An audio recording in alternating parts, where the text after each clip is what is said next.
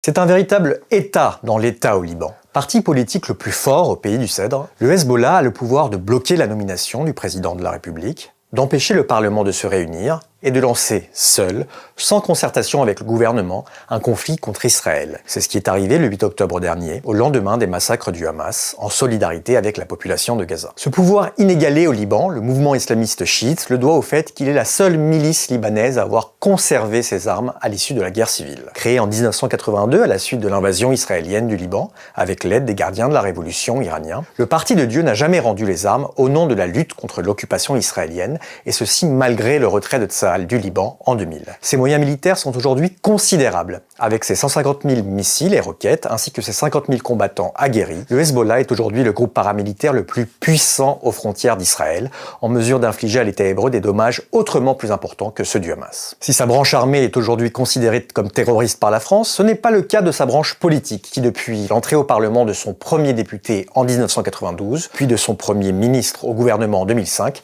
s'est imposé comme le faiseur de roi au Liban. Cette position unique, le mouvement islamiste la doit à son alliance indéfectible avec l'autre parti chiite libanais, la formation laïque Amal, qui lui assure le soutien de la majorité de cette communauté qui constitue le tiers de la population du pays, mais aussi à son entente contre nature conclue en 2006 avec le parti chrétien du courant patriotique libre, qui permet au Parti de Dieu de dominer aujourd'hui le Parlement. Le Hezbollah est relativement épargné par la crise financière sans précédent que connaît le Liban, grâce à l'argent versé par la République islamique d'Iran, son parrain, mais aussi à la maîtrise de réseaux d'économie parallèles liés au trafic de contrebande. Les nombreuses sanctions américaines pour terrorisme peinent à assécher les finances du Parti de Dieu, qui profite de la faillite de l'État et de l'appauvrissement généralisé de la population libanaise pour étendre son réseau clientéliste d'aide économique et sociale. Si le mouvement islamiste et sa mainmise sur l'État polarisent à outrance la société libanaise, la guerre, même limitée avec Israël, permet de faire oublier les critiques au nom de la résistance à l'État hébreu.